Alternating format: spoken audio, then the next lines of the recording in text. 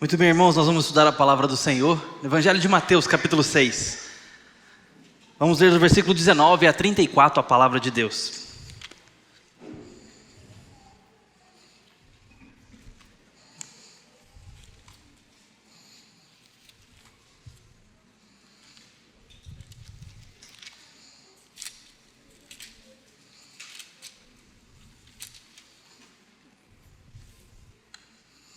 Assim diz a palavra de Deus, ouça com atenção. Não acumuleis para vós outros tesouros sobre a terra, onde a traça e a ferrugem corroem, e onde ladrões escavam e roubam. Mas ajuntai para vós outros tesouros no céu, onde traça nem ferrugem corrói, e onde ladrões não escavam nem roubam. Porque onde está o teu tesouro, aí está também o teu coração. São os olhos a lâmpada do corpo. Se teus olhos forem bons, todo o teu corpo será luminoso. Se porém os teus olhos forem maus, todo o teu corpo estará em trevas. Portanto, caso a luz que em ti há sejam trevas, que grandes trevas serão. Ninguém, pois, pode servir a dois senhores, pois ou há de aborrecer-se de um e amar ao outro, ou se devotará a um e desprezará ao outro. Não podeis servir a Deus e às riquezas. Por isso vos digo, não andeis ansiosos pela vossa vida quanto ao que haveis de comer ou beber, nem pelo vosso corpo quanto ao que haveis de vestir. Não é a vida mais do que o alimento, e o corpo mais do que as vestes? Observai as aves do céu. Não semeiam, não colhem, nem ajuntam em celeiros. Contudo, o vosso Pai Celeste as sustenta. Porventura não valei vós muito mais do que as aves? Qual de vós, por ansioso que esteja, pode acrescentar um côvado ao curso da sua vida? E por que andeis ansiosos quanto ao vestuário? Considerai como crescem os lírios do campo. Eles não trabalham nem fiam. Eu, contudo, vos afirmo que nem Salomão, em toda a sua glória, se vestiu como qualquer deles. Ora, se Deus veste assim a erva do campo, que hoje existe, amanhã é lançada no forno, quanto mais a vós outros, homens de pequena fé. Porquanto não vos inquieteis, dizendo, que comeremos, que beberemos, ou com o que nos vestiremos? Porque os gentios é que procuram todas essas coisas, pois o vosso Pai Celeste sabe que precisais de todas elas. Buscai, pois, em primeiro lugar o seu reino e a sua justiça, e todas estas coisas vos serão acrescentadas. Portanto, não vos inquieteis com o dia de amanhã, pois o amanhã trará os seus cuidados. Basta ao dia o seu próprio mal. Amém. Vamos falar com o Senhor. Ó Deus, diante da Tua palavra, o Evangelho de Jesus Cristo, inspirado com o propósito de edificar a Tua igreja e iluminar os corações, nós Te pedimos que essa porção que já serviu há tantos anos, pela história, a tantos irmãos, sirva hoje para nós e também nos ilumine, nos edifique, exorte, corrija, nos transforme, para a Tua glória, para o nosso bem. Em nome de Jesus. Amém. Irmãos, o pregador Billy Graham, muito conhecido da história da igreja, conhecido por ser um evangelista de impactar multidões nos grandes estágios, era novidade na época. E esse homem de fato pregou e evangelizou uma geração, fez um grande serviço para a obra no reino na sua geração. Mas eu queria destacar apenas um verso de uma das suas conclusões de pregação.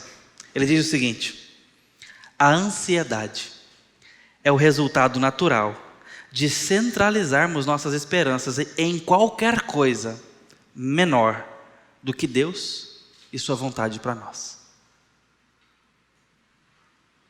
A ansiedade é o resultado de concentrarmos nossas esperanças em qualquer coisa menor que Deus e sua vontade para nós.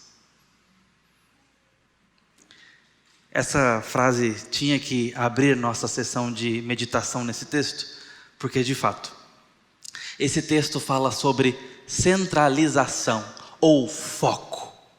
Onde está o seu coração? Onde está o seu foco? O seu alvo? Para melhorar essa pergunta e te acomodar no lugar certo para ouvir essa palavra e ser impactado por esse texto como ele tem o objetivo de fazer, eu vou melhorar essa pergunta. Porque nós podemos ser românticos e cair na armadilha de sermos fantasiosos, românticos com as nossas respostas e não atingirmos o ponto da realidade. Então, vamos avaliar onde está o seu foco, em vez de colhendo uma resposta, avaliando a resposta que já damos antes de sermos perguntados. Como assim, pastor? Com que você tem gastado maior parte do seu tempo? Com que você tem investido maior parte de suas energias? Pensamentos. Onde está o seu todo? Onde está a maior parte da sua movimentação? É para lá que você está indo. Aquilo que você mais tem se dedicado, naquilo que mais você tem se inclinado, gasto, se empreendido, é para lá que você está indo. Esse é o seu alvo. Esse é o seu foco. E nós, como cristãos, podemos ter alvos e focos centrais na nossa vida que não são o Senhor. E esse texto, antes de nos consolar com provisão, e ele fará isso, ele nos adverte sobre idolatria do nosso coração. E a idolatria acontece quando nós andamos ansiosos pela vida. Um mal que assombra o meu coração, não como ser humano, mas como Giovanni, que tem um CPF específico. Eu estou falando de mim mesmo. Eu lido com a ansiedade desde muito cedo. É um pecado no meu coração, que carece de graça, de perdão e de discernimento da minha parte o tempo todo. E alguns episódios da vida, piores do que outros, não apenas um, não apenas alguns, reforçam e sugerem muito mais da ansiedade no coração, como uma tentação, como um porto aonde eu vou para me abrigar, por mais contraditório que pareça. Por quem é que se abriga na preocupação? Quem é que se protege na ansiedade? Mas se nós insistimos em não sair desse lugar, pode ser que estejamos nos sentindo seguros ali. E não faz o menor sentido. E a Bíblia vem agora nos confrontar com essa realidade. Nos dizer que andar ansioso é um pecado. E nos diz isso por 3 vezes na boca de Jesus. Jesus repete por 3 vezes: não vos inquieteis. Versículo de número 25. Não andeis ansiosos. Versículo 31. E de novo, não vos inquieteis. Versículo 34. Em todos os casos é o mesmo verbo. Jesus está condenando a ação, o verbo andar ansioso ou se inquietar como prática. É a mesma palavra grega aqui. Então o autor Almeida aqui, ele trouxe para nós inquietação e andar ansioso como algo aparentemente diferente. Não é a proposta dele, porque ele está falando da mesma coisa. Inquietação e ansiedade como a mesma coisa. O autor John MacArthur, ainda vivo, expressivo na produção literária cristã, no púlpito da pregação expositiva da palavra de Deus e pastor, ele escreve um livro chamado Abaixo a Ansiedade, e o seu argumento central nesse livro é o seguinte: preocupação é diferente de ansiedade. Fala, preocupação é aquilo que nos faz pensar anteriormente sobre algo que precisa ser alvo de providência. Preocupação é algo que nos faz nos ocupar antecipadamente. Isso pode ser prejudicial ou inútil, ou pode ser útil, nos fazendo tomar providências, nos fazendo pensar em prover, em planejamento e tudo mais. Mas a preocupação por si não é ruim. A ansiedade é diferente. A ansiedade é uma preocupação que nos leva a desconfiar. A ansiedade nos leva a não crer que vai dar certo. Isso é ansiedade. Porque se acreditássemos firmemente que vai dar tudo certo, por que andar ansioso? Não é verdade? Então a ansiedade ela tem um caráter último de desconfiança. Certa feita, uma irmã da cidade de Anápolis, da igreja que eu pastoreava, falou o seguinte: pastor, às vezes eu não tenho problema em confiar em Deus. É porque às vezes eu desconfio. Fale-me mais, irmã, sobre isso. Porque eu sei que Deus está presente, eu sei que Deus está trabalhando. Eu só não sei se os planos dele são bons para mim. Em outras palavras, se os planos dele são melhores do que os meus. Irmãos, a honestidade dessa irmã é muito valiosa para nós. Porque muitas vezes não temos a capacidade de colocar em palavras como ela colocou, mas vivemos na prática exatamente a mesma coisa quando andamos ansiosos. Não é que não confiamos, é que às vezes talvez desconfiamos que na gestão divina os planos dele são melhores do que os meus. Mas o texto faz parte do Sermão do Monte. E o Sermão do Monte fala de um modo de vida do discípulo, daquele que quer seguir a Cristo, aquele que está indo após Cristo. Ele então deve pensar e agir dessa maneira. Então, em várias sessões de um grande sermão que Jesus está dando aos seus discípulos e às multidões, ele está orientando a forma de vida daquelas pessoas. Vocês vão caminhar assim, vocês vão reagir assim, vocês vão pensar dessa forma. E tudo isso era altamente contracultural e contra os costumes daquele momento. A forma que Cristo estava dando como modo de vida daquelas pessoas não fazia sentido para muitos, e até hoje não faz, inclusive para os seus próprios discípulos. Depois de falar sobre o modo de vida que eles deveriam viver, como bem-aventurados os que choram, bem-aventurados os que sofrem, bem-aventurados os injustiçados, bem-aventurado pessoas que nós não achamos que são bem-aventuradas.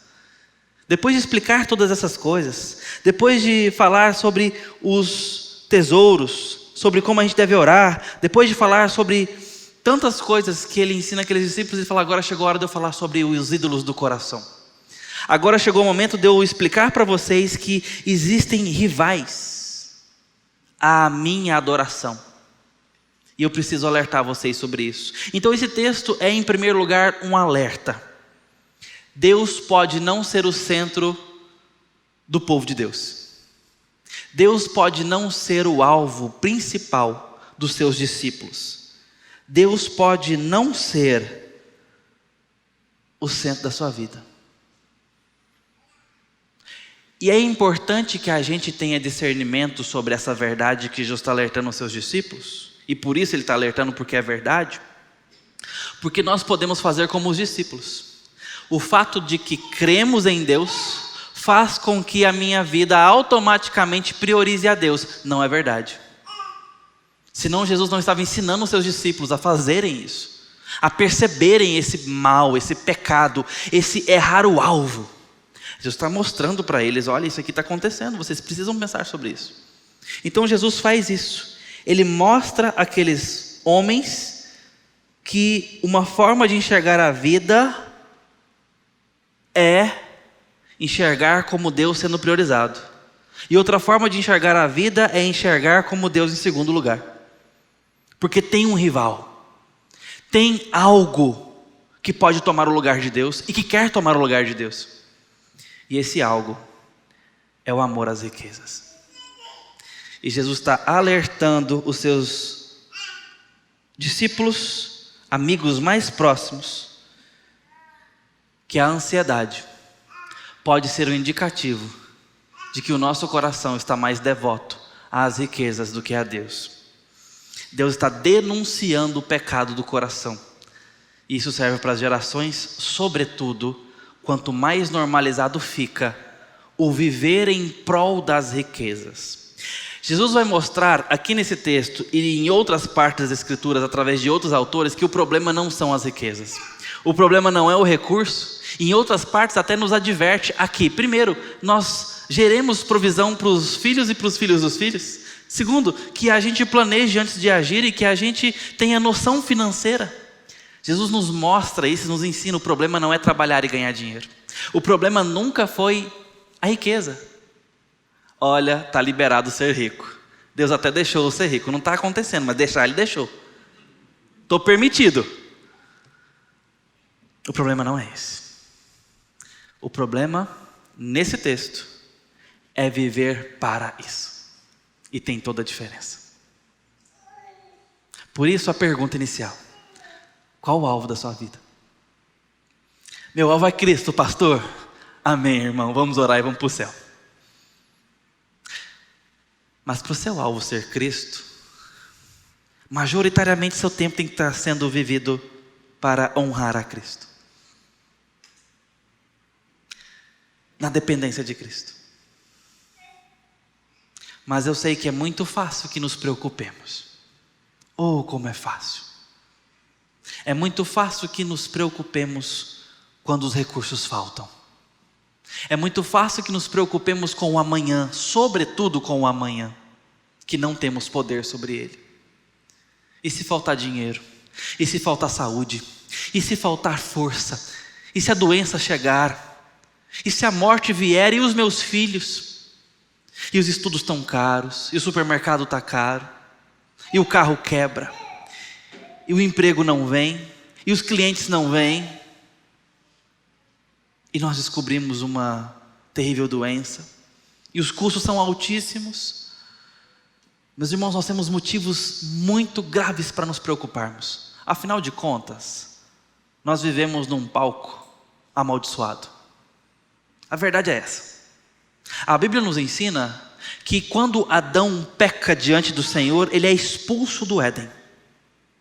E ali, Deus então amaldiçoa Adão e a sua descendência e a terra que ele habita. A terra que ele habita.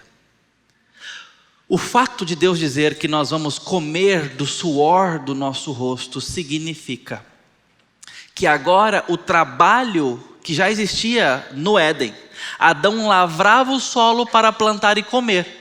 Se os irmãos lerem com atenção, vão perceber que o trabalho existia pré-Éden. O trabalho não é problema. O trabalho não é maldição. O problema é que agora o trabalho é penoso. Agora, a segunda-feira é difícil mesmo. Ela é penosa e tem que ser mesmo. Porque nós vivemos no pós-Éden. E Deus amaldiçoou a terra dizendo: a terra que dava apenas frutos e alimentos e comida e sustento e delícias e provisão, essa terra agora também vai produzir abrolhos, espinhos, ortigas e vai ser danosa. Ela não vai ser apenas provedora, ela também vai ser dura. E ela também fará parte das dificuldades da vida. Então esse é o nosso cenário desde Adão. É onde nós vivemos e nos lançamos na vida. É nessa dificuldade que nós trabalhamos. Então as preocupações vão fazer parte, e por isso que elas são tão naturais. Por isso que nós lidamos com elas o tempo todo. Algumas pessoas com mais dificuldade em momentos específicos, outras em mais momentos, outras em mais intensidade. E da ansiedade passamos para síndromes, e de síndromes para outras patologias mentais e emocionais e psicossomáticas, e nós vamos vivendo adoecidos. E no final das contas, estamos falando de um adoecimento espiritual, de um padecimento espiritual, porque deixamos de desfrutar a alegria do Senhor nessa vida. Deixamos de desfrutar a doçura da provisão do Deus que se revela. Porque é nesse palco amaldiçoado de dificuldades que o Evangelho é enviado e brilha, nos dando restauração, perdão para o nosso pecado e promessas para agora e para a vida futura que tanto nos preocupa. Deus intervém na história, se revela e se mostra para transformar o nosso coração e a nossa forma de ver a vida. Porque desde Adão a nossa forma de ver a vida é antropocêntrica, em si mesmada. Nós olhamos para nós como os provedores e olhamos para nós como aqueles que são capazes de gerar a própria segurança futura. E o nosso coração se agarra nisso, se angustia, percebe que as coisas não são assim, nos frustramos, preocupamos e caímos em ansiedade. A ansiedade é uma preocupação mal resolvida. A ansiedade é uma preocupação que não encontrou o planejamento, ou depositou o seu planejamento apenas no homem. E nós então temos todo motivo para ficarmos desesperados diante disso. Essas preocupações fazem parte da condição caída do homem desde que saiu do Éden. Então a gente vai conviver com isso. É normal que isso aconteça. Mas nessa passagem Jesus quer nos mostrar a reorientação. Ele faz isso em todo o Sermão do Monte, como foi dito. Mas nessa passagem ele reorienta o nosso coração com relação a onde colocar os nossos olhos. E onde colocarmos os nossos olhos, ali nós passaremos. Irmãos, tem muito tempo que eu ando de moto. Ando parado por causa das chuvas e também a moto está precisando de uma revisão. Mas sempre tive moto, desde que eu saí da bicicleta. Gosto daquele negócio perigoso que não foi feito para cair. Não parei em pé sozinho. E a moto tem um segredo, que serve também para a bicicleta. Às vezes a gente está andando numa estrada mais acidentada e erodida, ou às vezes com pouca visibilidade e chuva, e a gente preocupa muito, porque o chão está logo ali, e é duro até. Mas onde você coloca o olho na estrada, lá na frente, ali passa a roda da moto e da bicicleta. Você não pode olhar aqui, você tem que olhar lá na frente, onde você quer passar. E onde você coloca o olho, você passa. Eu não sei se você teve uma boa autoescola, se você tirou carteira de moto, ou se um dia pretende. Mas essa é uma boa orientação de um bom instrutor de autoescola com relação à moto. Tem uma parte do percurso da autoescola que você tem que sair do 8, que você faz um 8, e tem que olhar lá na frente para que a moto não desequilibre, porque é um trieiro bem estreito. Se você olhar para a prancha, você pode desequilibrar. Você tem que olhar para o final dela. E a hora que você mira no alvo ali, a moto vai. Eu me lembrei disso e da vida com motocicleta, porque parece-me que Jesus está falando algo muito parecido. Onde você coloca o foco, onde você coloca os seus olhos, ali você vai. Onde está o seu foco? Porque é para esse lugar que você está indo. Para onde você está olhando? E meus irmãos, nós corremos o grande e terrível equívoco de mirar os nossos alvos nas providências e deslumbres desse mundo, nos preocuparmos com as providências desse mundo, vivermos uma vida acumulando nesse mundo e reduzirmos a nossa espiritualidade e toda a possibilidade de ver com Deus aqui, apenas pedindo para que Ele nos abençoe os planos.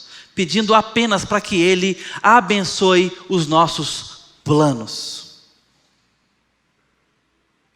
Para que Ele cubra os nossos planos. E a nossa espiritualidade é resumida nisso. em pedir a Deus que nos abençoe enquanto a gente está indo. Você gosta de orar antes de viajar? Eu gosto. Eu lembro de meu pai sempre fazer isso. Eu não tenho mais meu pai, mas até os 11 anos de idade eu lembro de meu pai ter um Novo Testamento no carro. Ele sempre lia o Novo Testamento e rezava. Meu pai era católico, antes de pegar a estrada para viajar. Eu faço isso, eu não faço uma reza, eu falo com o Senhor. Orientação teológica um pouco diferente da que meu pai tinha. Mas, às vezes eu fico pensando que se a minha vida seguir o exemplo da oração pré-viagem, eu não vou estar andando com o Senhor. Porque sabe como seria? Eu sei onde eu quero ir. Eu tenho os meus planos. Eu só preciso que Deus me abençoe para chegar lá. Meus irmãos, que vida miserável. Deus não nos desenhou para isso. Deus nos desenhou para sermos enviados nesse mundo. Sabe para onde? Para onde Ele está indo. Ele não chamou a gente para mostrar a direção. Ele nos chamou para segui-lo. Quem quiser vir após mim, toma a sua cruz e siga-me. Marcos capítulo 8. Vocês serão chamados meus discípulos, se fazerem o que eu vos mando. Quem é o Senhor da sua história? Jesus está falando sobre isso nessa passagem. Sobre foco, sobre alvo, sobre onde nós estamos colocando o nosso coração. E que o centro da nossa vida deve ser o Senhor Deus. Jesus está mostrando nessa passagem que a vida é teocêntrica, Deus está no centro. Isso não é automático, Ele está no centro, ponto. Mas nós precisamos perceber isso e viver essa verdade na prática. Colocar o nosso coração escolhendo Deus em primeiro lugar, e é assim que Jesus termina esse texto. Buscai, pois, em primeiro lugar o reino de Deus. Priorize o Senhor. Isto é o que Ele quer falar nessa passagem. Mas para dizer isso, Ele então vai nos advertir: existe um rival. Existe alguém que quer competir com Deus. Existe algo que quer tomar o primeiro lugar na sua vida. E esse algo, ou alguém, são as riquezas desse mundo. As riquezas, o dinheiro e os bens. Jesus então, para dizer isso, Ele condena por 3 vezes a ansiedade. Mas antes disso, Ele usa 3 ilustrações, 3 analogias, para nos mostrar que esse rival existe e que nós não podemos amar as riquezas. E eu quero mostrar isso para os irmãos. Os discípulos devem fazer: tomar cuidado com os tesouros, tomar cuidado com os olhos do corpo, e que existem 2 senhores que você precisa se atentar para a realidade deles. É isso que o discípulo de Cristo deve fazer. Ele não pode deixar as preocupações com a riqueza, com os cuidados, com a provisão, ser central na sua vida. Ou seja, viver para isso. Não pode. Ele não pode deixar com que a preocupação com o dinheiro roube a sua consagração a Deus. E é Jesus quem está dizendo que uma coisa concorre com a outra. E se concorre é porque o dinheiro tem poder para isso. E nós vamos nos atentar para isso. Esse é o objetivo dessas 3 analogias. Quando ele fala sobre isso, que os discípulos não podem, estão proibidos de andar ansiosos, obviamente vem a pergunta na cabeça deles e vem na nossa: mas e como é que a gente vai fazer, Senhor? Eu entendi, mas e aí? E a comida? E o estudo dos meninos? Tem gente noivo aqui, de repente me escutando, está animado para casar. Já viu o preço de uma cadeira? Estou desencorajando você a casar não, tá? Só estou desencorajando você a comprar cadeira. Meus irmãos, para citar um exemplo, Ah, se fossem só cadeiras que envolvem a nossa vida. A vida adulta parece resumir numa palavra. Me perdoem os ricos que não sabem do que eu estou falando aqui, tá? Boleto.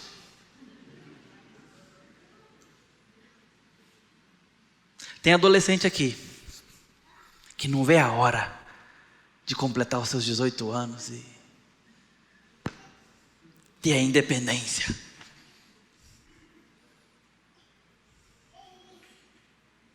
Tolo. Essa noite pedirão a carteira. A vida vai se resumir em boleto. É uma luta contra a qual vai ser pago e qual não. Os discípulos certamente se preocuparam, Senhor, e os boletos? Senhor, e a roupa? Eu entendi, mas e aí, como é que a gente faz? E então, ele vem dar algumas respostas para nós. Como quem diz, eu não estou proibindo que vocês trabalhem, o trabalho é digno.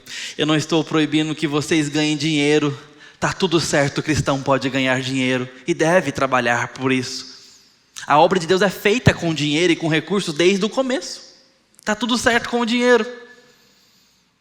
O que Jesus está proibindo para esses homens é viver em função disso. E por isso ele diz, por 3 vezes, não andem ansiosos, como se Deus não soubesse o que vocês precisam. Como se Deus não soubesse que vocês precisam de dinheiro para viver. Como se Deus não soubesse que vocês precisam pagar as contas, estudar os filhos, se alimentarem, de recursos para pagar o tratamento médico. Não vivam como se Deus não soubesse disso. Não desrespeite o amor cuidador do seu Deus. Tenha confrontação com a sua desorganização financeira. Tenha preocupação com a sua negligência, com a generosidade, com o cuidado.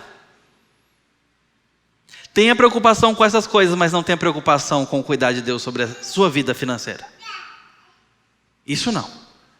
E Jesus quer falar sobre isso. Então, a estrutura do texto nos mostra isso. 3 ilustrações desse rivais. A primeira delas é sobre o fato de Deus ter que estar no centro. Ele diz, não acumulem para vocês tesouros sobre a terra. Não vivam com o propósito central de levantar recursos nos quais você coloca a confiança para ter um futuro bom.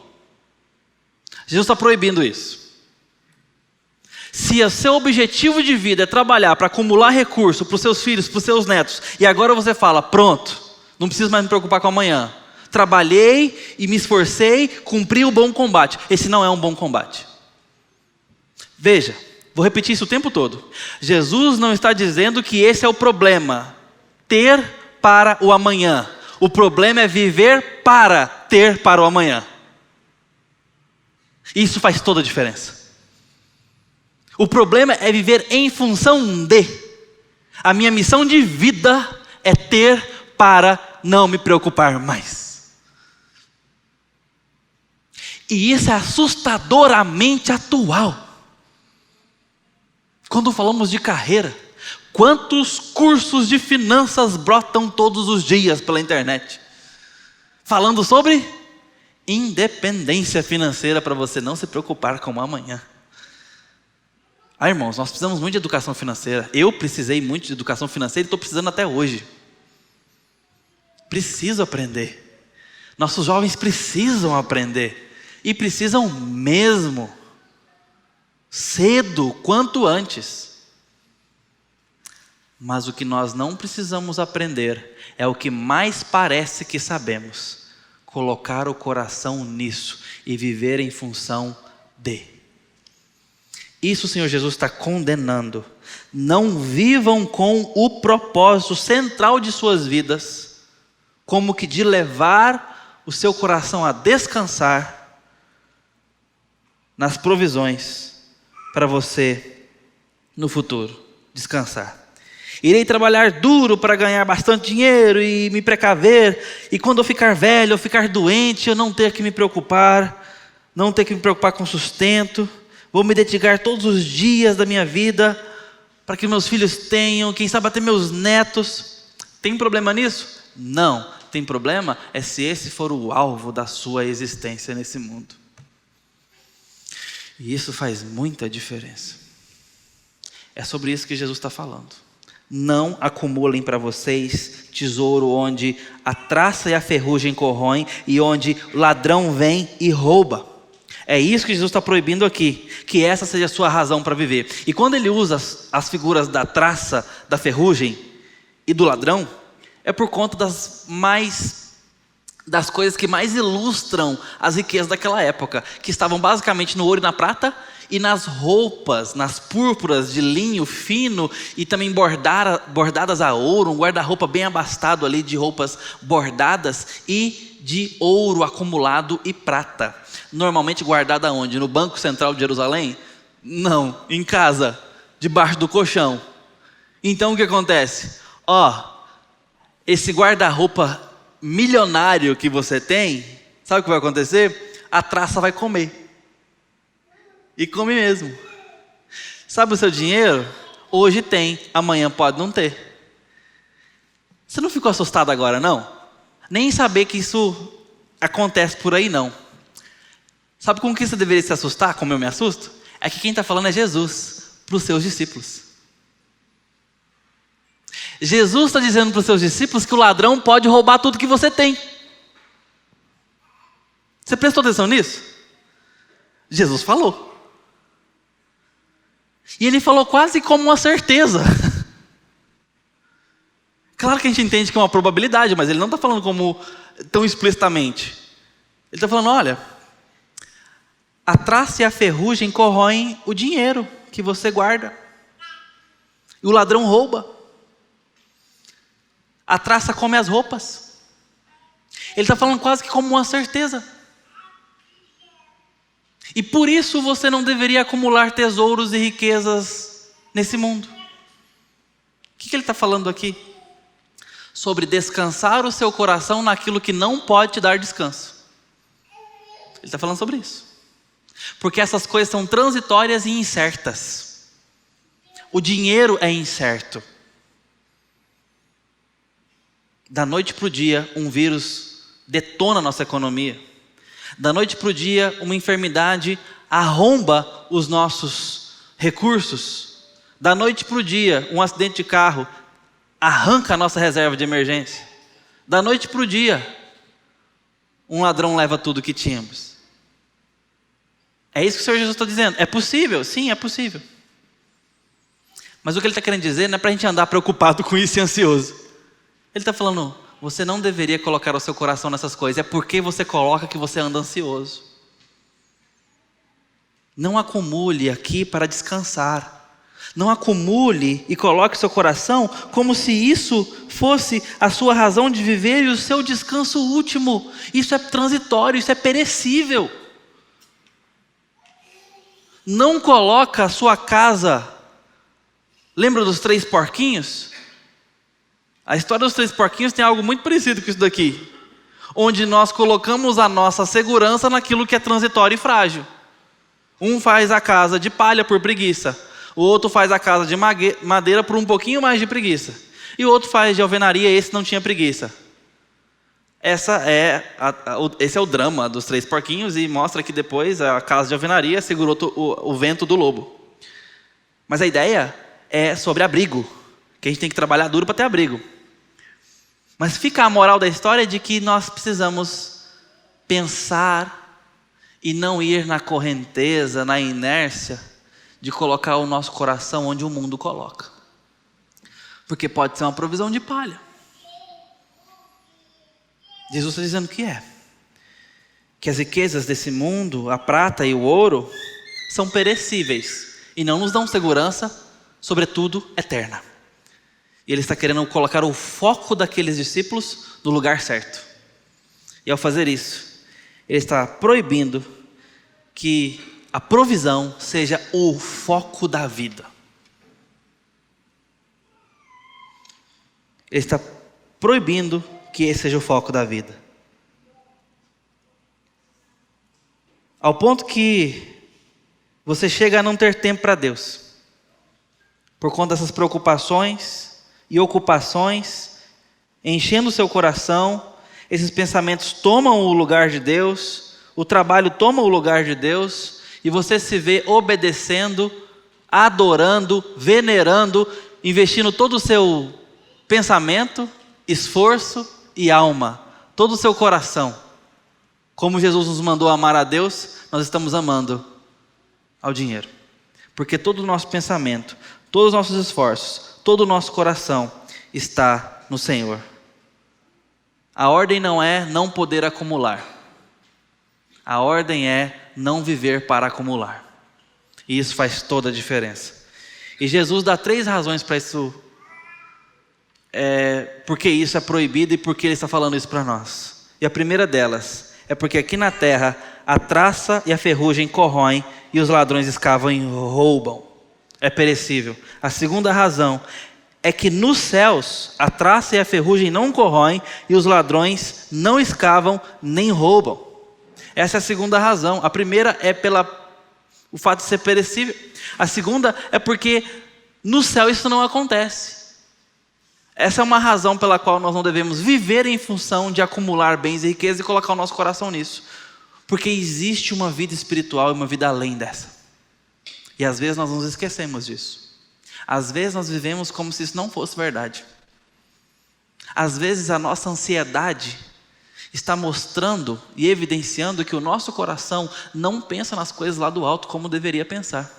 Não espera uma vida depois dessa como deveria esperar. E nem olha para essa vida com a dimensão que ela tem em comparação com a próxima, eterna.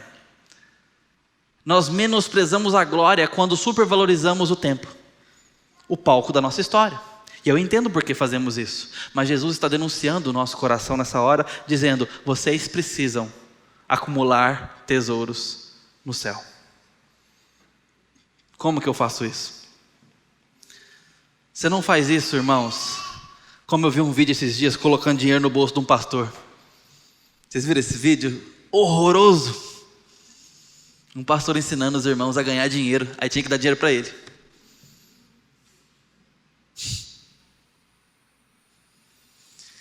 Meus irmãos, a gente não faz isso se não for amando o próximo, se não for respirando o reino, se não for servindo o próximo, se não for de fato doando ao próximo, servindo ao próximo. Isso são tesouros no céu, acumulados. Aquilo que é eterno. O autor inglês C.S. Lewis fala uma frase que ela é simplificada nas seguintes palavras em português: tudo o que não é eterno é eternamente inútil.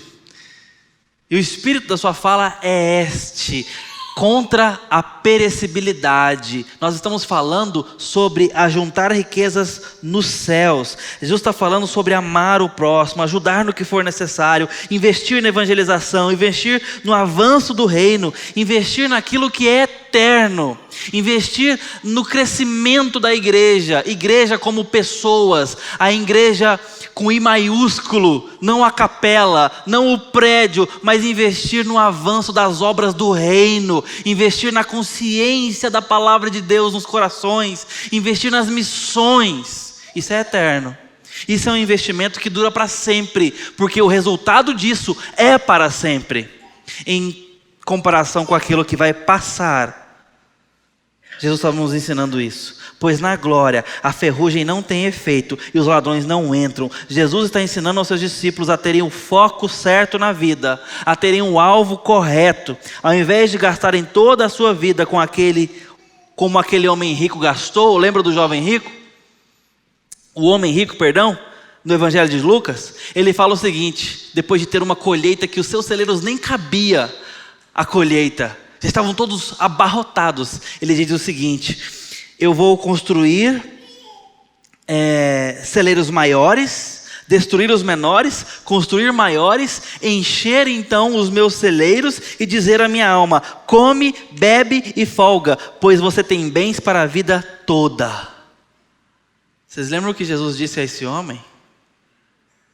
Louco, hoje à noite pedirão a sua alma, E o que tens preparado, para quem será?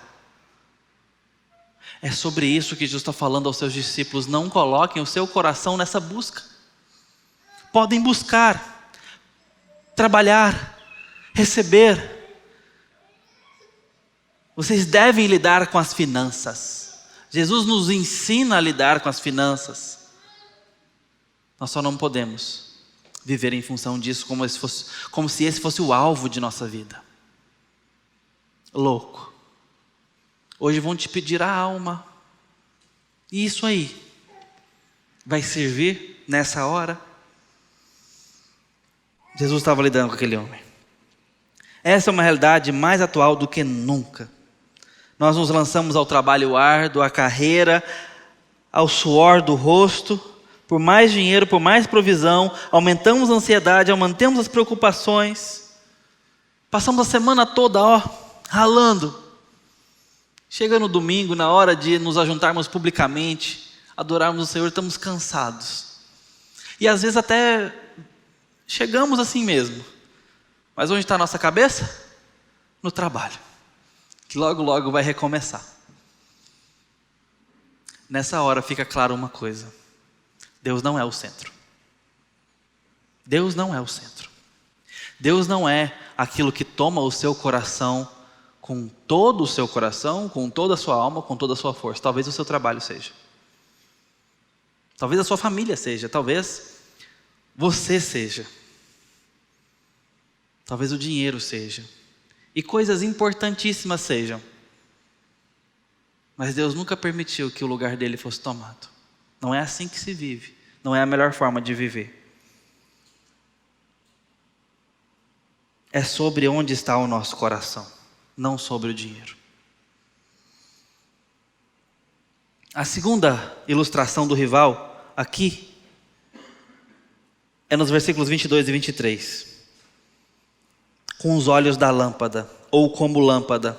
A lâmpada mesmo, a lanterna, o farol aqui, a lamparina. Se os olhos forem boas lâmpadas, significa que vamos enxergar bem, como bons faróis na estrada escura. Se nós tivermos bons faróis, nós vamos enxergar bem a estrada e saberemos para onde estamos indo. Mas se os olhos forem maus, a gente vai enxergar mais ou menos e vamos tropeçar e cair. Não vamos ter discernimento, vamos errar o alvo. Essa está falando sobre isso. E que isso é um rival de ter Deus no centro. Ou seja, precisamos ter o alvo certo, o foco certo. A lâmpada boa ilumina todo o corpo e faz com que o corpo chegue lá. Com que o corpo vá com discernimento e saiba para onde está indo. Jesus quer que os seus olhos enxerguem bem, com discernimento. Ele ainda está falando sobre foco correto na vida. O nosso foco não pode ser as riquezas e as preocupações desse mundo. Se os olhos estiverem postos em Deus, toda a vida será boa, todo o corpo será bom, nós caminharemos certos, as coisas darão certo, porque o nosso foco está certo. O dinheiro vai ser colocado no seu lugar e não vai ser problema para nós. A saúde vai ser colocada no lugar e não vai ser problemas para nós. A roupa vai existir, o alimento vai existir. Mas se os olhos forem ruins e o nosso foco for errado e não colocado em Deus, nós estaremos em trevas, diz o texto. Pois o amor ao dinheiro sempre foi a raiz de toda a diversidade de mal. O amor ao dinheiro divide família, o amor ao dinheiro divide casamento, o amor ao dinheiro e a avareza tem problemas por gerações e gerações na sua casa, na sua família. O amor ao dinheiro e a avareza e a preocupação idólatra ao dinheiro pode fazer com que você adoeça, com que você pereça, com que você perca a sua alegria espiritual, o seu brilho, o seu vigor e a sua identidade como filho de Deus.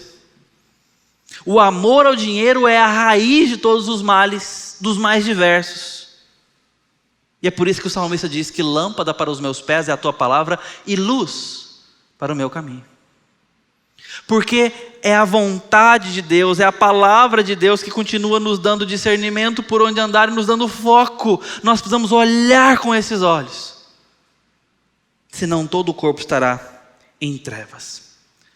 Eu quero encerrar com a última analogia de Jesus, nos proibindo de andar ansiosos. E ele usa agora uma analogia muito peculiar e até certo ponto polêmica dos dois senhores. Ele diz o seguinte: nós não, ou ninguém, pode servir a dois senhores, porque ou há de aborrecer-se de um e amar ao outro, ou se devotará a um e desprezará o outro. Não podeis, pois, servir a dois senhores, ou seja, a Deus e às riquezas. Jesus está se valendo do sistema de escravidão da época, e era um sistema cultural. E o que acontece é que o escravo ali, ele era posse do seu dono. E esse escravo não tinha então direito do seu tempo, não tinha direito sobre seu trabalho e nem sobre os filhos. Os filhos também pertenciam ao dono. Esse era o sistema de escravatura da época de Jesus aqui. E Jesus está dizendo o seguinte: tal qual é o sistema do servo com o seu senhor, é o que eu estou falando entre mim e o dinheiro. O escravo não pode servir ao seu dono hoje e falar assim: amanhã eu quero servir outro. Ou você obedece esse, ou você obedece outro. Dois não tem como.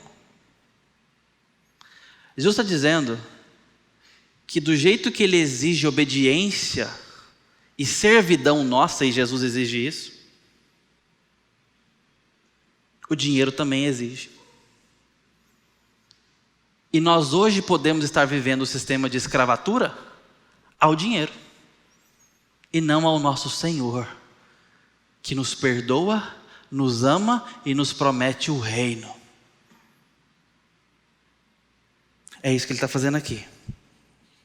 Vocês não podem servir a dois senhores, porque ou há de aborrecer-se de um e amar o outro, ou devotará a um e desprezará o outro. Isto é, você não pode me amar ao mesmo tempo que você ama as riquezas. A quem você serve? Ao Senhor Jesus? Ou a outro? Porque se nós servimos ao Senhor Jesus, até os nossos filhos pertencem a Ele. Nossa vida, nosso tempo, nossos pensamentos. Jesus nos chamou de amigos, mas nós somos escravos. Servos. Ele nos libertou do império das trevas e nos transportou para o reino do Filho do seu amor, onde somos servos. E isso é a melhor coisa que pode acontecer conosco. Estarmos amarrados a Cristo para sempre. Como ramos de uma videira. Como membros de um corpo cuja cabeça é Cristo. Levando todo o pensamento cativo à obediência de Cristo. E eu estou fazendo essa reflexão aprofundada na servidão a Cristo, para confrontar o nosso coração com aquela pergunta: qual o seu foco? Para onde você está indo? Onde está o seu coração? Porque se por um lado nós devemos levar tudo a Cristo, por outro lado, onde anda a nossa vida? Na maior parte do tempo.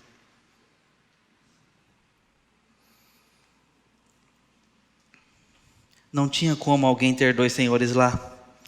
Jesus está falando agora que o dinheiro pode ser visto como um senhor do seu coração, como um ídolo, como um Deus. E o amor ao dinheiro pode ser comparado como o pecado de idolatria. E isso significa foco. Viver focado nisso. Viver com o coração nisso. O pecado da idolatria pode ser denunciado quando a sua paz depende de você estar ganhando bem, ganhando mais. E quando ela acaba, ao passo de você estar com escassez agora. Esse é um bom termômetro e diagnóstico de que o nosso coração talvez esteja lidando com as riquezas desse mundo de forma idólatra. Não adorando a Deus, não temendo a Deus no assunto do dinheiro. Então, Jesus chega em algumas ilustrações ao encerrar esse texto, para que o nosso coração descanse e confie depois de tamanha denúncia. Ele então compara: por isso vos digo, não andem ansiosos. Nem pelo de comer, nem pelo de beber, nem pelo de vestir. Por quê? Porque a vida é mais valiosa do que o alimento. E quem deu a vida foi o Senhor. Por que Ele não vai dar o mais barato se Ele deu o mais caro? E Jesus usa essa lógica para argumentar com seus discípulos. O corpo é mais valioso do que as vestes. Se Deus deu o corpo, por que Ele não daria as vestes? Se Ele deu o difícil, por que Ele não vai dar o fácil? Segunda ilustração de Jesus. Terceira ilustração, olha as aves. Elas nem trabalham e Deus sustenta ela. Mais uma vez, elas valem menos do que vocês. E Deus cuida delas. Por que se Deus se deu o trabalho de cuidar de quem vale menos, por que Ele não se daria o trabalho de cuidar de quem vale mais para Ele? Argumento de Jesus. Depois Ele usa a mesma argumentação para os lírios do campo. Falou dos alimentos, agora Ele fala da veste. Sabe os lírios? Deus as veste com uma perfeição tal que Salomão não pode equiparar na sua riqueza. Ele está falando aqui de cuidado minucioso do designer que Deus é. Pois bem, vocês valem mais do que os lírios do campo. Esses hoje nascem, amanhã são lançados no forno. Vocês são eternos. Falando dos filhos de Deus, para a vida. Como é que Deus não vai vestir vocês?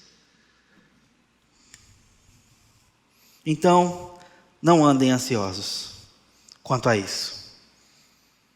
Porquanto não vos inquieteis quanto a essas coisas.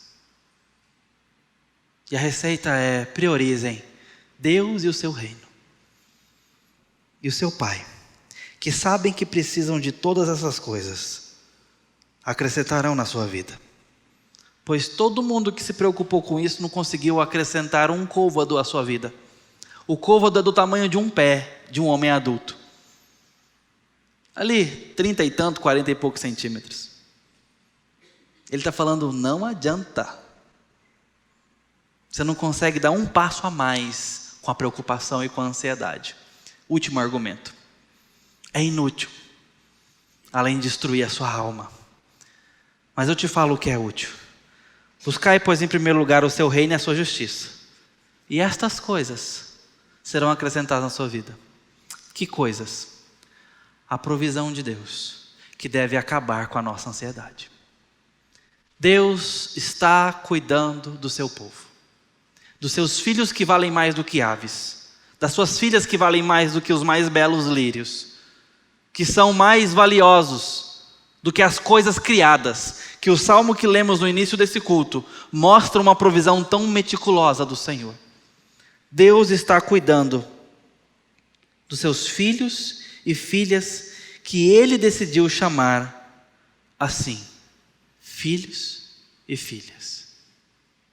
Eu quero te chamar hoje a confrontar o seu coração na dependência do Senhor com adoração e temor. Para avaliar o seu coração se há nele uma ansiedade idólatra, uma preocupação idólatra, autocentrada, que desconfia do Senhor. E feito isso, possa hoje dar uma palavra de confiança a Deus, de dependência e de adoração renovadas, pedindo ao Senhor, me aprofunde, me dê mais fé, contentamento e gratidão, me dê mais generosidade, me ensina a lidar com as finanças e a dureza dessa vida, me ensina a confiar que o Senhor cuida, se interessa, participa e é confiável. Que Deus te abençoe, me abençoe. Que Deus confronte a nossa ansiedade e preocupação. Que Deus nos ensine a lidar com os deuses dessa vida e a colocá-lo em primeiro lugar na nossa história, nesse ano que está começando. Que Deus seja priorizado na sua vida, na minha vida, agora e para a glória, porque é para lá que estamos indo. Devemos colocar os olhos lá, para que as nossas rodas passem exatamente lá. Enquanto isso, nós vamos trabalhando, cuidando e vendo Deus cuidar. E vendo Deus cuidar. Que Deus te abençoe e te guarde. Vamos orar e receber a bênção que vem do Senhor. Ó Deus bendito, te pedimos a graça de sermos guardados pela fé que o Senhor nos ensina. Pedimos a Deus que o Senhor nos ensine a ter a devoção ao Senhor sobre todas as coisas. Que o Senhor nos ensine a adorar o Senhor além de qualquer outro. A ter o Senhor em primeiro lugar e o seu reino em primazia. Nos ensina a escolher mais a obediência ao Senhor. Pai, nos livre da idolatria, da ansiedade desconfiada e covarde. Nos livre da autodependência, da autossuficiência. Nos perdoe, ó Deus, por sermos autocentrados e não honrarmos o Senhor como nosso Deus provedor. Mas nos dê a gratidão de saber que o Senhor cuida, que o Senhor é nosso Deus, que o Senhor é o nosso Pai, que o Senhor, ó Deus, é o nosso Senhor e que não temos outro além de Ti. Abençoa essa igreja, nos dê uma consciência que Te adora, hoje e para sempre. Amém.